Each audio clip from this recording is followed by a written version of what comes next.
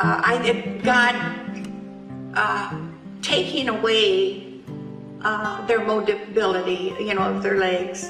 He just made them super. They'll challenge anything. They'll do anything. That's Tim and Tom. They've always done that. They've worked miracles, worked the impossible. You know, they're all pretty creative, you know, when you stop and think about it. I mean, when you look at all of the ones in the family, they're all creative in some form.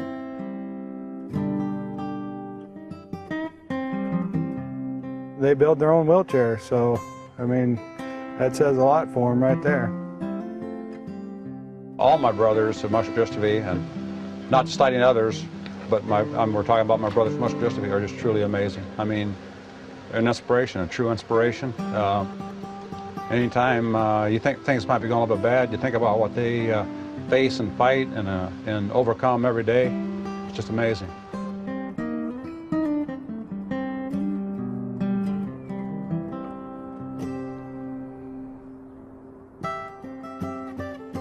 I was born with my disability, and that being of muscular dystrophy. You know, there are 40 neuromuscular diseases.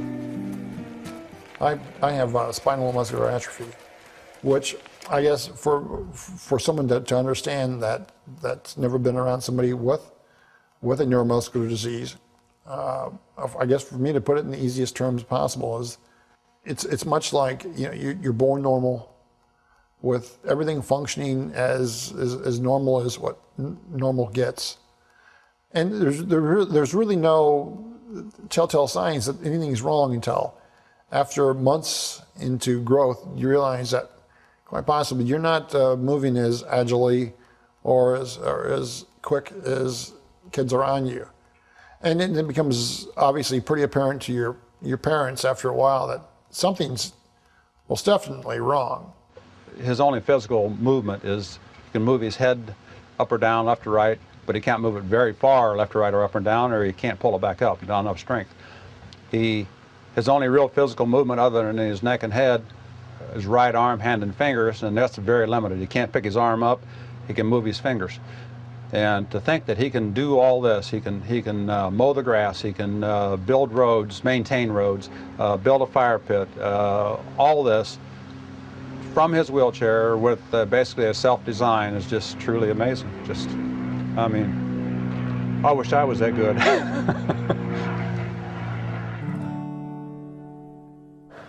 Oh, they were real good at that. See, I have a terrible talking about one child.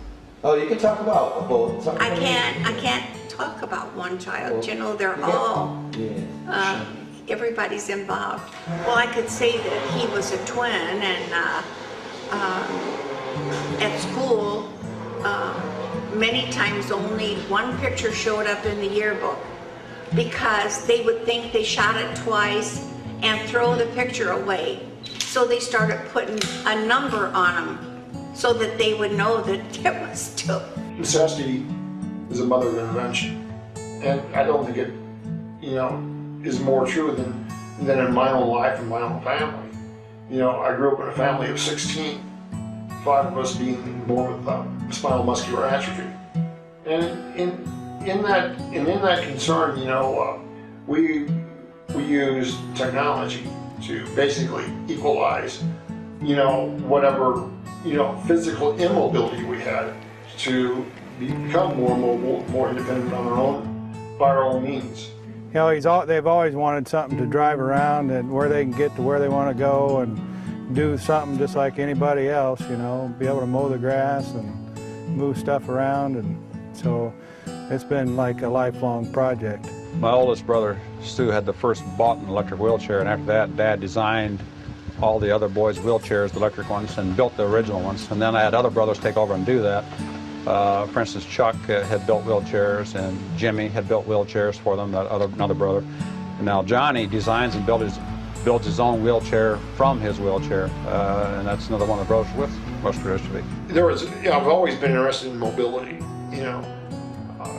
Obviously from my first electric wheelchair that my father built when I was in 7th grade, you know, and, you know, ever since that point, even before, you know, tearing apart all the toys at Christmas and seeing how the things would work mechanically, tearing apart watches and clocks, watching the gears and looking at how different things were built. And, you know, there probably wasn't one appliance that my mom had that didn't become prey to me tearing it apart at one time or another.